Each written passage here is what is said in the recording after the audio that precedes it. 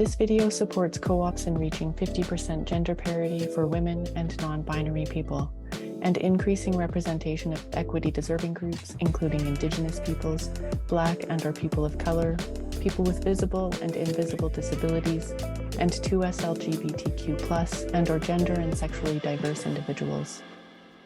I'm Nasreen Omar. I have been with the co-op for 25 years. I'm one of the founding members of the co-op. I started with frontline in perinatal health. Then I moved into different type of work. So I'm behind the scene now, and I'm chair of the board for 5 years. This is my 6th year. So I'm Yvonne Chu. I'm the current executive director of the Multicultural Health Brokers Co-op, and I was a part-time researcher with the Public Health Department who, along with others, did the research on hearing from young ethnocultural couples about childbirth experience in Canada. But of course, later when I met these women, the founding members, I fell in love with them and I quit my job to join them.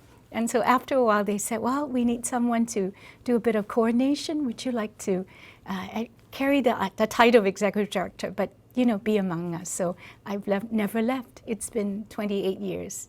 Yeah, more than that, yeah.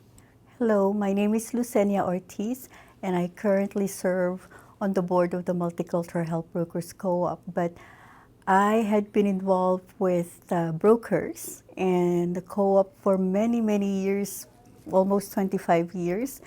When I was doing my PhD at the University of Alberta.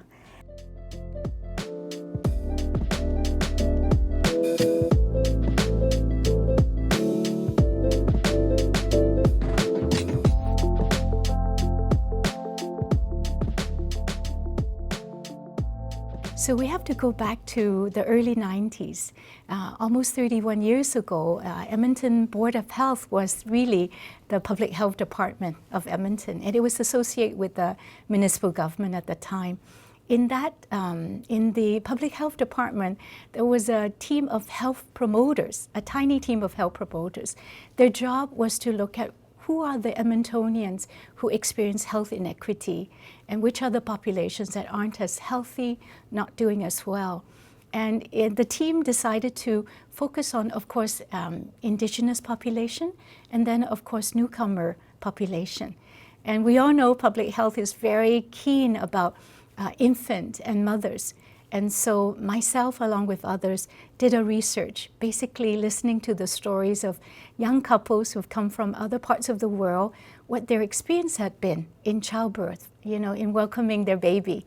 And one of the key things they almost all said was they wish, now that they're in Canada, being so lonely, so unfamiliar with the systems, the formal system, they wish they have a brother or a sister from their part of the world who really understand who they are and also understand the systems. So from that research, a group of 14 women were nominated by the leaders in their community. And these 14 women were truly natural leaders. Some of them were doctors, some of them were nurses, some of them were teachers back home. But they had one thing in common in Canada, was to serve their brothers and sisters in their community. So really, to answer that question, we have to start with two historical assumptions, both of the cooperative movement and the cultural brokering practice, which are all rooted in the experience of inequities in society. So we know that the history of cooperatives, they have emerged as a response to social and economic inequities experienced by economically marginalized groups in society in the early 1800s, and still very real today. And cultural brokers and cultural broking practice really also emerge out of inequities experienced from a legacy of colonization, both Indigenous people and racialized communities. As we all know, they are experiencing and still struggling with unequal access to opportunities and resources, lack of power, and experiences of discrimination and prejudice.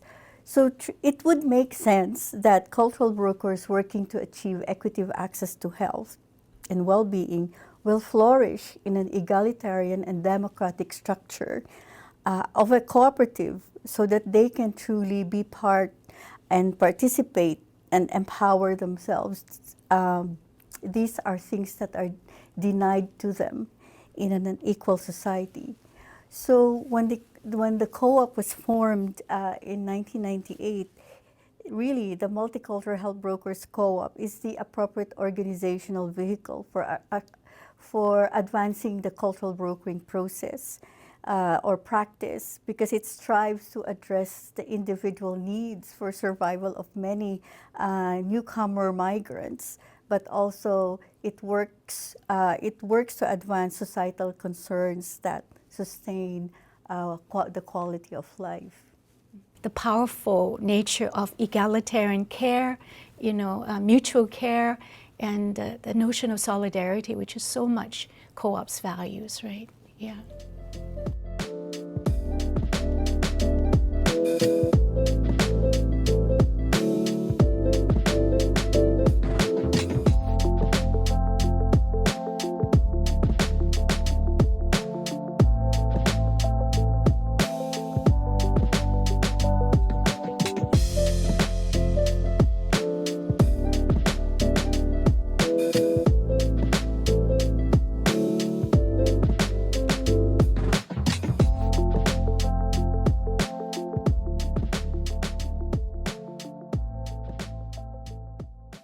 Power sharing is that decision making is by the membership.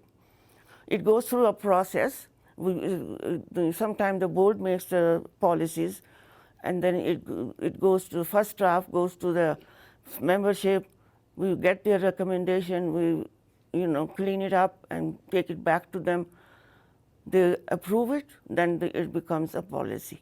And many other decisions, although we have executive director, she hardly ever makes any decision on her own. It is members who decide. We work at the level where they are at, and we don't go and tell them that's what you should do. We discuss them what options they have, and we will be with them no matter what they decide.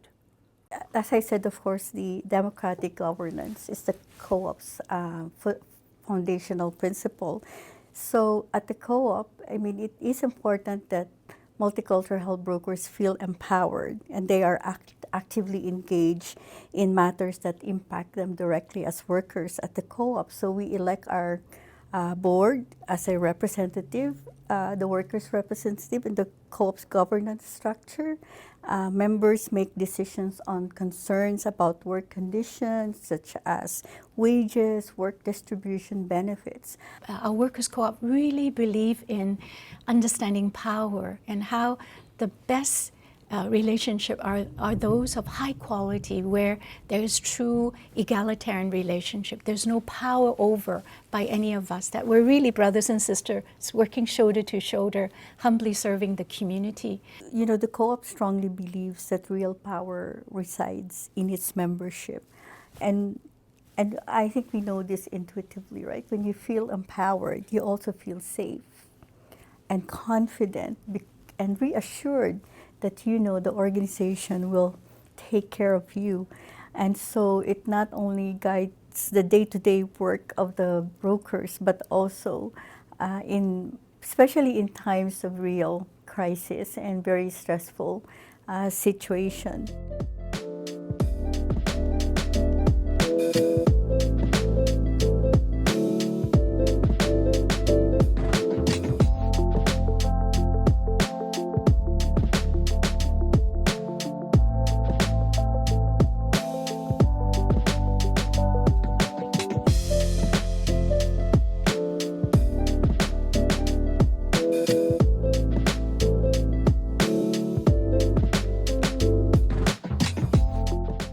Our anchoring practice is cultural brokering, which means it is our job to create a balance between our community's cultural ways of being, of collective well-being, with maybe more formal system ways that's more individualistic. So I think it's inherent in the cultural brokering practice that we try to create some form of mediating between those two ways of being, and at times creating hybridity, at times helping, you know, each those who are on different parts of the continuum actually appreciate the different ways of being, as you mentioned, collectivism versus individuality. As you know, housing is an acute need for many newcomers who are struggling with poverty and unemployment. And so the co-op is working with the city of Edmonton to actually build a newcomer housing project, hopefully in the new Blatchford area. It's very early at the development stage. We have funding for the design and engagement, not for the housing project yet, but we are hopeful with the current attention on housing strategy that this might be one of the projects of hopefully that will be supported by all three levels of government if possible. So and this housing project didn't come out of the blue. It was really done by years of research, participatory research of the co-op with migrant families. So that's the kind of advocacy that the co-op is doing. I mean, not the project, but really, advocating with City Council to recognize that this is a core issue among many migrants. Yeah. Because of your own experience, you do want to be involved in this kind of work primarily to help others and maybe love for your community too.